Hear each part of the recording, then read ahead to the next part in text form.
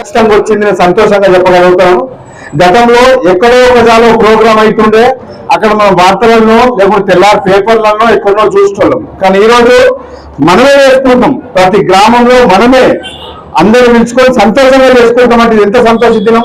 కాబట్టి ఈ కార్యక్రమం నిర్వహించిన మరొకసారి కుకునూరుపల్లి గ్రామ ప్రజలకు, మా రజక సోదరులందరికీ ధన్యవాదాలు. ఈ విగ్రహావిష్కరణకు సహకరించిన గ్రామ పెద్దలు కానీ సర్పంచులు కానీ ఎవరో సహకరించారో వాళ్ళందరికీ నేను కుకునూరుపల్లి రజకుల తరఫున నేను వాళ్ళకు కృతజ్ఞతలు ధన్యవాదాలు తెలియజేసుకుంటున్నా. ఈ విషయానికి వస్తాను.